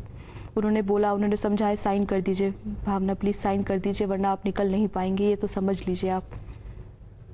जब ये बोला आप निकल नहीं पाएंगी तो मैंने कहा जब अब मैं ट्रैप हो ही चुकी हूँ, जब ये मेरे साथ बुरे से बुरा कर ही रहे हैं, मैंने कहा चलो ठीक है भी करते हैं। मैंने सोच लिया था कि मेरी जिंदगी तो अब खत्म। मैंने सोच लिया था कि अब शायद पता नहीं क्या, एक कहते ना उस वक्त कई तरह के ख्याल आते हैं। हिम्मत जब टूट रही होती है, आत्मविश्वास जो कहते ना, इस तरह से जब आपके ऊपर इतना प्रेशर होगा तो आप क्या कर सकते हैं। अब मैंने साइन, बहुत पेपर्स थे, मैंने सब पे आंख बंद करके साइन करना स्टार्ट कर दिया, क्योंकि मुझे पता था कि अगर मैंने नहीं किया तो मेरे साथ और बुरा हो सकता है। उसके बाद एक आदमी और आता है, शायद वो अफसर ही था। उसने बोलते हैं कि FIR हो चुकी है, सिर्फ एक कॉल किया जा सकता है। तो मुझे लगा एक कॉल, मैंने बोला मेरी बॉस नाविका कुमार को फोन लगाइए, या उत्कर्ष सिंह को फोन लगाइए, या अमित कुमार को फोन लगाइए, मेरे ऑफिस के नंबर पे फोन लगाइए। क्योंकि मुझे पता था कि मैं अगर अपने माँ बाप को फोन मिलाऊंगी तो वो हेल्पलेस होंगे। अगर वो रात का वक्त था, 10 बज रहे थे, तो मुझे लगा हो सकता है मम्मी पापा को कोई जानकारी ना हो कि उनकी बेटी, क्योंकि सुबह बात हुई थी, अक्सर एक बार ही बात हो पाती है, 2 बार, तो मैंने उनको बताया था लुधियाना के लिए जा रही हूँ। तो मुझे लगा था हो सकता है कि सो गए होंगे, रात के 10 बज रहा। मैंने बोला अचानक से अगर ये खबर पता चली मेरे पापा हार्ट के पेशेंट है, हो सकता है कि वो डर जाए और ऐसा सुने कि उनकी बेटी तो पुलिस स्टेशन में है, तो होता है ना। तो मैंने बोला नहीं पापा को फोन नहीं। मैंने बोला कि मैं अपने, मुझे लगता है ये 10:30 के बाद की बात होगी, क्योंकि मैं 10:30 लाइव था और हम आपके नहीं 10 बज चुके हैं, 10:30 मैं आपको फोन कर रहा था, आपका फोन स्विच ऑफ आ रहा था। 9:35 पर फोन किया था, तो फोन की रिंग जा रही थी, मैं इसी स्टूडियो में, 10:15 के बाद आपका फोन स्विच ऑफ, उसके बाद स्विच ऑफ। फोन तो मेरे पास था नहीं ना, तो फोन तो दूसरे रूम में उन्होंने रख लिया था। अब ये नहीं पता था स्विच ऑफ करके रखा, ऑन करके, फोन लगातार बज रहा था। फोन आया था, मैंने देखा कि आप सभी के, बताती हूँ, कोई मैसेज मिला? नहीं मैम, बताती हूँ क्या हुआ। उसके बाद मैंने एक बहुत अफसर आए, थोड़े वो मुझे हेल्दी थे, थोड़ा मुझे डर लगा। कहते ना कि कभी कोई इतना स्ट्रांग पर्सनालिटी आ जाए तो सामने वाला वैसे देख के डर जाए। उन्होंने बोला पापा मम्मी किसी को मिला लो। मैंने बोला सर पापा मम्मी को नहीं, बोले कि, मैंने बोला कि मैं अपने बाप को फोन नहीं, मिलाऊंगी, मेरी आवाज इतनी तेज थी, मैं नहीं मिलाऊंगी, मेरे बाप को हार्ट का प्रॉब्लम है, कुछ हो गया तो क्या मैं करूंगी यहाँ बैठ के। बोला कि चुप हो जा, नहीं तो बताता हूं मैं तुझे क्या करूंगा। अभी तू जानती है मैं पुलिस वाला अफसर हूं, सिविल्स में थे वो। बोला मैं अफसर हूं, तू मुझसे ऐसी बात करेगी। और जिस तरह से वो चिल्लाए थे उसके बाद आई लॉस्ट। मैंने बोला सर जो कराना है करा लो सर, जो कराना आप करा लो, मुझे लगा कहीं मार ना दे मुझे। मैंने बोला सर आप गोली चलाने के लिए भी कहा गया है तो वो भी कर दो, मेरे साथ कर दो। फोन लाया गया मेरा, फोन ऐसे वो लोग खुद ही ऐसे देख रहे हैं, मैं देख रही हूँ, बहुत मिस कॉल्स पड़े थे। मैं सोच रही थी पापा, नाविका कुमार, सुशांत, रविकांत, अनुज, बस कितना लग रहा था कि कोई एक तो सुन लेता, कोई एक तो मेरी आवाज में फोन नहीं कर सकती, मेरी आवाज किसी को तो चली जाए। पापा को उन्होंने फोन किया, लीजिए अपनी बेटी से बात करिए। मैंने बस बोला पापा शायद 10:30 खबर हिट हो गई होगी। पापा बोले तुम टीवी पर हो बेटा, हिम्मत मत हारना, जेल भी जाना पड़े। मुझे सुन के ऐसा लगा कि पापा को पता है कि मैं यहाँ फंस चुकी हूँ। चलो भगवान थैंक यू, पापा को पता तो है कि मैं यहाँ पर हूँ। मैंने बोला पापा मैं क्या करूँ, प्लीज पापा अमित सर को बोल दो ना कि नाविका मैम को बोले मुझे निकाल दे यहाँ से, मैं कहाँ गई प्लीज। पापा बोले कि बेटा तुम बहुत बहादुर हो, हिम्मत मत हारना बेटा, सिर्फ ठंडा पानी पीना और अपने हनुमान जी को याद करते रहना, बजरंग बली को। मैं बजरंग बली की भक्त हूँ। हम बोले ठीक है पापा, प्लीज एक न्यूज दे दीजिएगा अमित सर को कि मैं फंस गई पापा, मैंने कुछ नहीं किया, मैं वापस लौट के ना भी आऊं तो कभी मुझे गलत मत समझना पापा। मैंने यही बोला कि पापा मैं वापस नहीं भी लौट के आ पाई, मत समझना मैंने कोई गलती की है। पापा ने बोला मैं भरोसा है तुम जीतोगी, पूरा देश तुम्हारे साथ आ चुका है बेटा। 10:30 बजे तक फोन ले लिया गया, बोला कि जितना तुम्हारी बेटी ने बोला है ना उसको फॉलो करो। फोन काट दिया। पता नहीं मृत्युंजय के परिवार से बात हुई थी कि नहीं, मैं उस वक्त तक मेरे को हालत मेरी और डाउन होती गई। कुछ रोटियां आई थी कागज में रैप होके, सब्जी थी, बोला गया इसको खा लो। मैंने बोला मैं कुछ नहीं खा रही हूँ, मुझे यहाँ से निकालो प्लीज, मुझे निकालो। मैं एकदम बेबस होने लगी, मुझे बोला निकालो, जेल से निकाल, यहाँ से स्टेशन से निकालो। बोला इसको खा लो। पुलिस ने बोला कि रात में आपको 1 बजे आपका मेडिकल होगा, आपको मजिस्ट्रेट के सामने पेश होना है। ये सब इतना दांव पेच तो मुझे लॉ का पता भी नहीं था। मैंने बोला ठीक है। तबीयत खराब हो रही थी बहुत, अंदर से बहुत घबराहट हो रही थी। मैंने वो जो रोटी थी, मैंने रोटी सब्जी खा ली बड़ी मुश्किल से। ड्राइवर और कैमरे ने भी थोड़ा सा खाया। हमने पानी बहुत ज्यादा पी रही थी, वॉशरूम बहुत आ रहा था, बार बार लेके जा रहे थे और 2-3 लोग साथ में जा रहे थे महिला। वहां के पुलिस स्टेशन में लाइट तक नहीं थी, मतलब पानी नहीं, लाइट नहीं, मैं यूज कर रही थी वैसे ही। और तुमने मुझे बताया कि जब वॉशरूम लेके गए तो दरवाजे बंद नहीं थे, खुला, आपको खुला रहना चाहिए, आप लॉक नहीं कर। क्या आप भाग जाएंगी क्या वहां से? आपको बोला गया आप खुले दरवाजा खुला रख के वॉशरूम जाएंगी? हाँ। जी, ये ह्यूमिलिएशन मैंने फिर भी लड़की का, मैंने वॉशरूम किया दरवाजा खोल के, मुझे नहीं आई शर्म क्योंकि मैं इतना प्रेशर में थी उस वक्त। प्रेशर, मेरे सर फट रहा था, मुझे लग रहा था कि पापा से बात हो गई, शायद अब तक कुछ हो जाएगा, मुझे लग रहा था कुछ हो जाएगा, मैं निकल जाऊंगी। मैंने पापा को बताया कुछ तो हो ही जाएगा, डर लग रहा था। रात बीती गई, रात में 12 बजे और भी सीनियर ऑफिसर्स आए, शायद मुझे लगा ऑफिस की तरफ से और भी कुछ पार्टीज के लोग आए, कुछ मैडम्स थी, कुछ सर थे, मुझे बुलाया गया मिलने के लिए। मैंने उनके सामने ऐसे हाथ जोड़ के कहा कि मुझे प्लीज यहाँ से निकलवाइए, सीसीटीवी फुटेज चेक कराइए, मैंने कुछ नहीं किया, मेरे कैमरा पर्सन निर्दोष है, मेरे ड्राइवर निर्दोष है, निकालवाइए। तो उन्होंने बोला अब तुम घबराना मत, कोऑपरेट करो, हम यहाँ से निकालेंगे, हमें पता है कि तुम लोग ने कुछ नहीं किया। The madam was very cooperative. उन्होंने कहा कि आप गिल्टी नहीं हो, आप जो भी होगा, हम जो गलत है वो गलत ही होगा, जो सही है वो सही होगा, आप एकदम घबराना मत, आप जाइए। मैं गई लुधियाना के हॉस्पिटल में, सरकारी अस्पताल में मेडिकल के लिए। बार बार बहुत घबराहट में कहते हैं ना कि आपको बहुत वॉशरूम की नीड होती है।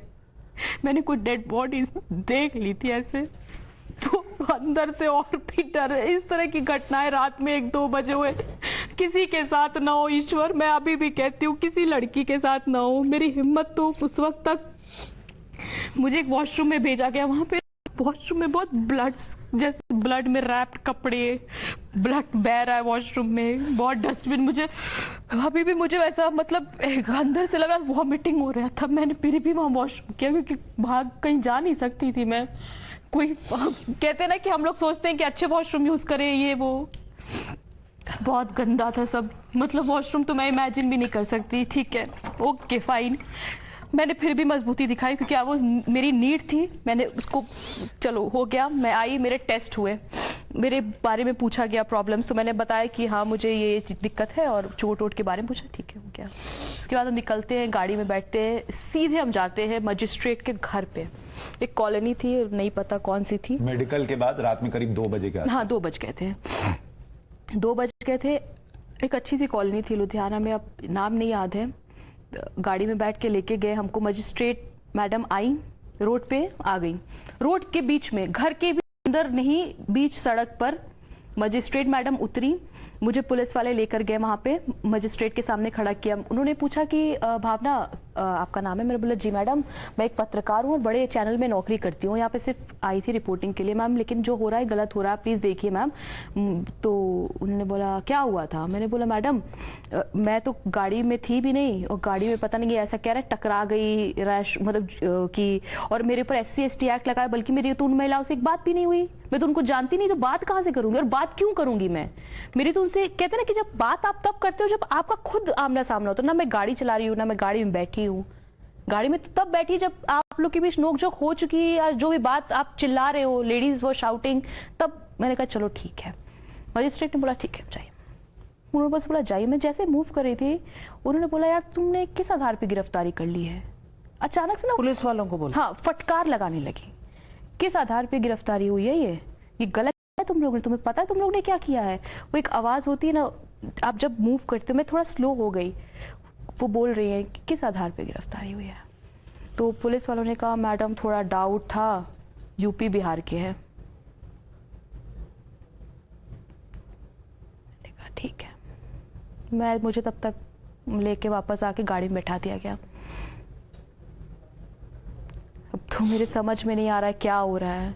मजिस्ट्रेट ने क्या बोला, मुझे गाड़ी में बैठ के कुछ पुलिस वालों ने बोला कि कल सुबह आपको सेशन कोर्ट में पेश किया जाएगा। मैंने बोला ठीक है। मैंने बोला अभी कहाँ जा रहे हैं हम? किसी और थाने में लेके गए मुझको, किसी और थाने में। वहां पे मैडम ने अपने मतलब पुलिस रूम में ही बिठाया, वहां पे एक सोफा था, मैं वहीं पूरी रात सोई, और उस रूम में आप इमेजिन करोगे मेरी सिक्योरिटी के लिए कितने लोग थे, कम से कम नहीं तो 10-12 पुलिस लेडीज।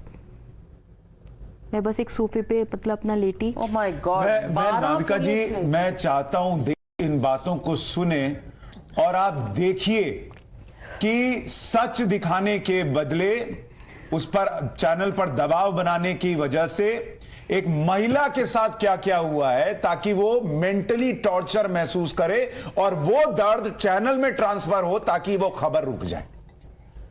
आप सोच रहे हैं, एक एक चीज सुनिए कि एक महिला को रात में थाने में रख रहे हैं आप, उससे कह रहे हैं वॉशरूम का दरवाजा खोलकर अंदर जाओ।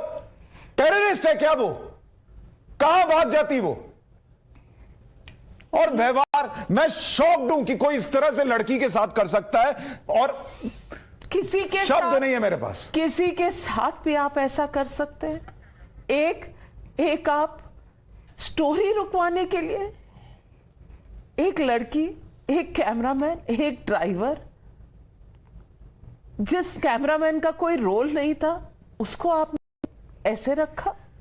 लड़की को इस दौर से उसको गुजरना पड़ा। बाथरूम जाए और दरवाजा ना बंद हो, CCTV वाले कमरे में नहीं बाहर रखा जाए, लगभग 6 घंटे उसको इस तरह से रखा जाए बिना बताए कि भाई किस लिए रखा जा रहा है। साइन करवा रहे हैं आप पेपर से। ये तो पढ़े लिखे एक सशक्त पत्रकार के साथ हो रहा है। आम आदमी का क्या? क्यों किस आम आदमी की बात कर रहे हैं हम? किस आम आदमी के लिए इस तरह का प्रशासन होता है? अगर एक पढ़ी लिखी लड़की एक चैनल के, बड़े चैनल के साथ, जो देश में नेशनल चैनल है, उसके साथ अगर ये हो सकता है, तो फिर इस देश में क्या ब्रेकडाउन है? नाविका जी, ये तो फिल्मों में उन्हें देखा था कि नेता जो है वो इस तरह से इस्तेमाल कर लेते हैं अपने पूरी मशीनरी का और दबाव बनाते हैं। और मैं पूछना चाहती हूं तुमसे कि तुम्हें कभी भी ये कहा गया कि चैनल स्टोरी चला रहा है, ये स्टोरी बंद होनी चाहिए, ये कहां से आदेश आ रहे हैं, कौन कह रहा है? बार बार वो कह रहे थे कि हमें ऊपर से आदेश है, हम नहीं कर रहे हैं, कोई भी पुलिस वाला तुम्हारा बुरा नहीं स्टोरी के ऊपर शीश महल का नाम लेता आया था। मुझे बोला कि आप रुकवाइए उसको। मैंने बोला कि मैं कैसे रुकवाऊं, मैं छोटी एम्प्लॉय हूं, आप बात करिए ना अपने ऊपर वालों से, कि बात करें मेरे बॉस से। मैंने ऐसे बोला कि भाई मेरी इसमें कोई गलती नहीं है, आप मेरी बॉस से बात, आई वाज गेटिंग कि मैं निकलूं, भाई मेरी बॉस से बात करिए, डोंट गेट। आप बुरा मत मानिएगा नाविका जी, मतलब मैं अपने बारे में सोच रही थी। मैंने बोला आप सही कह रहे हैं, आप बिल्कुल सही कर रही थी, आपको निकलना था। मैंने बोला मुझे निकालो भाई, मैंने क्या, मैं छोटी सी एम्प्लॉय, मेरी सैलरी कितनी, आप मुझे निकालो। आप नाविका जी ने चलाया होगा, उनसे पूछो भाई, मुझसे ना पूछो ये सब। अरे हम लोग बहुत छोटे से, मैं बार बार कह रही हूँ सर, मैं बहुत छोटी एम्प्लॉय थी, मैं बस रिपोर्ट करने आई थी। नहीं, ये ऊपर वाला कौन है नाविका जी, ये देश समझ रहा है। और मैं आपको बताऊं, ये बातें सुनकर देश को घिन आएगी उस ऊपर वाले से। आगे बताइए, आपके साथ उस रात फिर उसके बाद वहां से कहां ले गए? हम पुलिस स्टेशन आए, मैं रात में 4 बजे, मैंने वहां पे घड़ी लगी थी तो मैंने देखा कि सुबह के 4 बज गए हैं। वो 2 बजे मजिस्ट्रेट के सामने पेश होते हुए और आते हुए, तो जो मैडम थी वहां पे, मतलब सीनियर पोस्ट पे थी, मैं किसी का नाम या पद नहीं लूंगी, उन्होंने मेरे लिए थोड़ा सा, एक कहते ना कि दिल रखा। मैं उनको अगर वो मुझे सुन भी रहे, मैं उनके हाथ जोड़ती हूँ। ये कहते ना, महिला का दर्द शायद उनको दिख रहा होगा कि ये तो जेन्युइन है, इसके साथ तो गलत। उन्होंने बोला कि हम आपके लिए ऊपर व्यवस्था किए हैं, आप सोफे पे सो जाइए, एटलीस्ट आपको एक एसी और वो तो मिलेगा। मैंने कहा ठीक है, मैं सोती हूँ। मेरे आसपास 10-15 लोग थे उस रात, और वो पूरी रात बात कर रहे थे, और मेरा सर फट रहा था दर्द से, क्योंकि मैंने तो 6 बजे से पूरा रात मेरा सर ऐसा फट रहा था, मैं बता नहीं सकती। मेरे सारे ज्वेलरी, मेरे जो छोटे मोटे चीज थे वो सब निकाल गए थे, मेरे पास कुछ नहीं था। I was having nothing. अब भी तुमको वापस नहीं किया? मेरी बैग और my phone is with them. So फिर मैं सोई, मैं उठ गई, मेरी नींद खुल गई 6-7 बजे। उठी तो लोग शिफ्ट वाले थे, पुलिसकर्मी, तो शिफ्ट चेंज होने लगी, नए आने लगे कांस्टेबल्स, तो लेडी कांस्टेबल्स ही, ठीक है। फिर अचानक से ना 10 बजे या 9 बजे के करीब मुझसे बोला गया आप फ्रेश हो जाओ, लेकिन वॉशरूम बंद नहीं करना, फ्रेश हो जाओ, आप फ्रेश हो जाओ, और अगर if you want to take bath तो आप ले लो, कोई दिक्कत नहीं। वॉशरूम बंद मत करना, नहा लो लेकिन दरवाजा मत बंद करना। और वो ऐसा कितनी बार हुआ तुम्हारे साथ? तो वो होता ही रहा ना, फिर तो जितने बार गई। एक्चुअली मुझे मतलब थोड़ा ऑकवर्ड तो लगेगा ना, दरवाजा खुला है तो शीशा भी लगा था, तो मुझे लगा था कहीं और ऐसे कोई देख रहा था, तो मुझे बड़ा एक लेडीज थी सिर्फ? हाँ लेडीज थी, लेकिन एक डर भी था कहीं कोई सीसीटीवी को रिकॉर्ड तो नहीं कर लेगा। मतलब मन में ऐसे बहुत ख्याल आया। किस तरह पुलिस की व्यवस्था होती है जहां एक लड़की को बाथरूम खोल के फ्रेश होने के लिए कहा जाता है, वॉशरूम का दरवाजा बंद नहीं होने दिया जाता, वो लड़की ये भी नहीं जानती कि कोई सीसीटीवी में रिकॉर्डिंग हो रही है।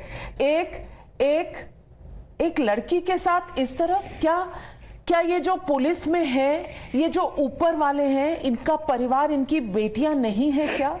ये किस तरह का व्यवहार है? Is this human rights? ये किसी लड़की के साथ पेश आने का ये तरीका है? मैं सवाल कर रही हूं कि पुलिस थाने में दारू की बोतलें पड़ी हैं, पुलिस थाने में जूठे खाने फेंके हुए हैं, वहां आप रखेंगे क्योंकि आप डराना चाहते हैं? किस लिए डराना चाहते हैं? सिर्फ एक स्टोरी के लिए? सुशांत, इतनी जद्दोजहद, इतनी ह्यूमिलिएशन, इतनी शर्मिंदगी एक स्टोरी रोकने के लिए, एक लड़की के ऊपर दबाव क्योंकि चैनल चला रहा है। नौकरी तो किसी ने की होगी, नौकरी तो ये सब कर रहे थे, इनको नहीं पता कि डिसीजन मेकिंग कहां होती है। पर नाविका जी, ये तो भावना के साथ हुआ। अभी मृत्युंजय और परमिंदर सोचिए उन्होंने क्या सहा होगा। उनको तो लड़के हैं, उनको तो और कुछ नहीं समझा होगा। और वो 2 लोग जिनके लिए आज कोर्ट ने भी कह दिया पंजाब सरकार को कोर्ट में मानना पड़ा कि इनको जेल भेजना जो है वो गैर जरूरी था, उनको जेल भेज के क्योंकि उनके बेलेबल सेक्शंस लगे हुए थे और कैमरामैन पे कोई सेक्शन ही नहीं था और ड्राइवर पर बेलेबल सेक्शन, और आपने उनके 4 दिन जेल में, और मुझे पता नहीं कि अब तक भी उन्हें जेल से बेल मिलने के बाद भी रिहा किया गया या नहीं। 5वां दिन नीडलेस, गैर जरूरी 5वीं रात माफ नहीं करेगा, क्योंकि एक अदालत, नाविका जी खबर आ रही है कि आज उनको जेल से नहीं छोड़ा। हाँ, तो एक अदालत यहां है, एक अदालत वहां है जहां सबको जाना है, वहां सबकी पेशी होती है और वहां कोई एडवोकेट जनरल नहीं आता बचाने। एक करीब की हाई जब लगती है ना मैम, तो वो बहुत बुरा होता है। मेरे ड्राइवर बहुत रो रहे थे, तड़प रहे थे अपने औलाद की तड़प। आपके भी तो बच्चे होंगे, भले मैं शादीशुदा नहीं हूँ, सुशांत जी आपके बच्चे होंगे ना? बिल्कुल। अगर आपका बच्चा भगवान न करे अस्पताल में और आप पहुंच ना पाए तो वो दर्द आप इमेजिन करिए ना, वो दर्द कैसा होगा कि अपने औलाद से आप कांटेक्ट नहीं कर पा रहे। ब्रेन ट्यूमर का ऑपरेशन। आज मैं जनता की अदालत में ये सवाल लेकर जाना चाहती हूं। टाइम्स नाउ नव भारत की कहानी नहीं है, ये हम में से किसी की भी हो सकती थी। हमारी गलती क्या है कि हमने सच दिखाया। हमारी गलती क्या है कि हमने सच दिखाया, और भावना उस चैनल के लिए काम करती है जिसने सच दिखाया और उसको सवाल पूछने की इजाजत नहीं है। सवाल पूछने गई थी वो, कुछ और नहीं। बैरिकेड से दूर खड़ी थी, माइक उसका पहुंचता भी नहीं सर जी के पास। इसके लिए ये सजा कि 3 रातें वो गुजारे, 5 रातें कैमरामैन और ड्राइवर गुजारे। क्यों? क्योंकि सच का साथ दे रहे थे। और नाविका जी, आज जनता से मैं ये पूछना चाहती हूं कि आपकी अदालत में इसकी क्या सजा है? आज देश की हर मां, हर बहन, हर बेटी, ये जो लड़की यहां बैठकर रो रही है भावना, आप इमेजिन कीजिए कि आपके अपने घर में किसी लड़की के साथ ये होता, वो क्या कर रही है? अपना काम ही ना कर रही है और कोई एक तरफा स्टोरी नहीं चला रहे। आपके पास वो सवाल पूछने, आपका रिएक्शन ही लेने गई है और उसकी ये सजा मिल रही है। भावना, उसके बाद क्या हुआ बताइए देश को। सर, सुबह 9 बजे मैं तैयार वैयार हुई, वॉशरूम यूज करने के बाद मैं थोड़ा फ्रेश हो गई। मेरे पास एक सेट कपड़े थे तो आई चेंज्ड, क्योंकि बहुत पूरा दिन हो चुका था, 24 घंटे, तो गंदे कपड़े हो चुके थे। मेरे पास एक कपड़े थे और एक मेरे पास स्टोल था, बस इतने ही थे मेरे पास चीजें, क्योंकि हम एक सेट एक्स्ट्रा रख के चलते हैं कि पता नहीं कहीं इमरजेंसी में कहीं रात में रुकना पड़ जाए, कोई खबर वबर की चलते। मैंने चेंज कर लिए।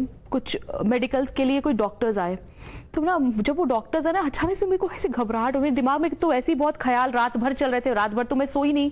4 बजे मुझे आराम करने के लिए कहा गया क्या बात, लेकिन आप कैसे सो सकते हो? तो वो ना इंजेक्शन से ब्लड लेना चाह रहे थे। तो व्हाट हैपेंड कि मुझे लगा कि कहीं इंजेक्ट तो नहीं कर देंगे बॉडी में, कहीं इस तरह की भी नहीं। मेरे मतलब अब तो दिमाग में 10 चीजें चल रही ना जब ये सब हो रहा है। तो जहन में आया कि ब्लड ले रहे हैं कहीं, मैं तो मेरे को चक्कर में ही थी, मतलब I was not in my senses. मैं एकदम सुबह उठी थी, तैयार हुई थी, लेकिन मेरे को चक्कर आ रहा था बहुत उस सुबह। तो वो कह रहे थे, मुझे दिमाग में ऐसा था कहीं ये मेरे बॉडी में, जब SC/ST एक्ट लगा सकते हैं, मजिस्ट्रेट के सामने पेश कर सकते हैं, तो ये मेरे बॉडी में ड्रग्स भी डाल सकते हैं। ये तो पंजाब है, ये मेरे ख्याल में था कि ये तो पंजाब है, यहाँ तो ये सब चीजें बहुत कॉमन होती हैं। कहीं ये कह दे कि इस लड़की ने पंजाब में आके ड्रग्स लिया है या ये स्मगलिंग करने आई थी, कुछ भी हो सकता था। मतलब जब आप इतना गिर ही चुके थे तो कुछ भी लगा देते ना फिर तो खैर उसे ब्लड लिया, कोरोना के सैंपल्स लिए, फिर वो चले गए। फिर थोड़ी देर बाद मुझे नाश्ते के लिए पूछा गया था, आप नाश्ता, तो मैंने बोला हाँ मैं कुछ खाऊंगी मैं। तो मेरे लिए कुछ खाने के लिए दही लाए थे और एक पराठा था, तो मैंने खाया। मैंने खा के फिर फटाफट से हम किसी पुलिस स्टेशन में गए। फिर पता नहीं वो 5 नंबर पुलिस स्टेशन था। सुबह वहां पे काफी देर तक बैठे रहे और जो मैडम थी, जो मैं जिनकी तारीफ कर रही हूँ, शी वॉज वेरी कोऑपरेटिव। उन्होंने मुझसे कहा कि नाविका का फोन आ रहा है और दिल्ली कह रही हूँ दिल्ली क्यों कह ही रही हूँ, women commission, national women commission, Rekha Sharma ji wants to talk to you. ये सुनने के बाद ना एक रिलीफ होता है कि देयर इज समवन जो आपकी you're crying and there is someone to listen at least. मैंने कहा हाँ मैम प्लीज बात करें. रेखा शर्मा जी was हेलो भावना. मैंने एक शब्द बोला मैम मैंने कुछ गलत नहीं किया ma'am, I am in trouble, please मुझे निकालिए. बोली कि मैं सब देख रही हूँ, डोंट वरी, मैं सब करूंगी और तुम बिल्कुल चिंता मत करना, मैं तुमको आज ही रिहा कराऊंगी, आज ही तुम शाम को घर आओगी, डोंट वरी भावना. मैंने बोला मैम मैंने कुछ नहीं गलत किया, ये लोग कुछ जांच नहीं कर रहे, कोई सीसीटीवी कैमरे नहीं चेक कर रहे, ये मुझे जबरन उठा के लेकर आए हैं और मुझे बात करने दिया जा रहा था. दैट लेडी, दैट अफसर लेडी, वो मुझे बोल रही थी तुम बात करो. मुझे तो महिला अधिकारी की चिंता हो रही है कि अब उनपे क्या, उनका क्या हश्र उनका क्या होगा, होने वाला है जिन्होंने आपकी इतनी मदद कर दी. मैं भी जानती हूँ क्योंकि उन्होंने ही मेरी भावना से भी बात कराई. उसके बाद फ्लैट लेडी, मैं शायद मतलब सर मैं बता नहीं सकती, उस लेडी ने मुझे फाइनली मेरी बात हुई उस सुबह. आप सोचो कि कितना, उसके बाद से आई गॉट स्ट्रांग. मैडम को बोला मैंने एक शब्द कि मैम खबर गिराना मत, मैं जिंदा रहूं ना रहूं इसका मुझे अब टेंशन नहीं है, बस जो 2 लोग हैं जिनका परिवार है, जिनके बच्चे हैं, उनको प्लीज करना, लेकिन खबर नहीं गिरेगी. I am strong. मुझे पता था अगर मैं कमजोर दिख गई तो शायद सब टूट जाएंगे, उनको लगेगा कि मैं बहुत परेशान हूं या डेंजर में. भले मेरी तकलीफ अलग थी, मेंटली एक स्टार्ट हो गया था बहुत ज्यादा, लेकिन मैंने फिर भी बोला कि ma'am I am strong, I will be strong. और मैं कहते हैं ना कि ये एक्चुअली सुशांत, उस दिन मैंने आप सबको बताया था कि इस लड़की की बात सुनकर मुझे इतनी हिम्मत मिली कि अगर शायद मैं इसकी जगह होती, क्या मैं इतनी स्ट्रांग हो पाती? शायद नहीं. भावना, आप लोग वुमेन एम्पावरमेंट की बात कहते हैं, और जब कहा जाता है कि एक महिला आगे कब बढ़ती है, जब दूसरी महिला उसको सपोर्ट करती है. मैं रेखा शर्मा जी और खुद अपनी मैडम नाविका जी का इसलिए सिर्फ कि उन्होंने एक फोन पे बात की ना मैंने, और वो लेडी, सर 3 लेडीज थी मेरे पीछे. दैट अफसर लेडी, मैं नाम नहीं ले सकती क्योंकि नाविका जी, रेखा शर्मा जी, 3.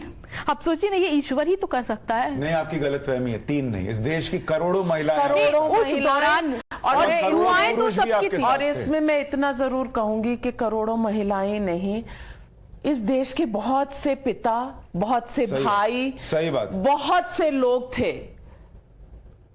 भावना, मैं तुम्हें बता सकती हूँ कि मेरी अपनी माँ मेरे घर में ये कहानी देखकर बार बार वॉशरूम जा रही थी, कह रही मेरे पेट में दर्द हो रही है. तो और आप पुरुषों की बात कर रही हैं, मैं आपको बताता हूं, उस दिन हम लोग रात में मीटिंग करके सब कुछ करके कि हमें भावना का साथ देना, इस खबर पे बने रहना है. मैं जब रात को 1:30 बजे घर पहुंचा तो मेरे जो टावर गार्ड हैं वो करीब 70 साल के होंगे या 60 साल के होंगे.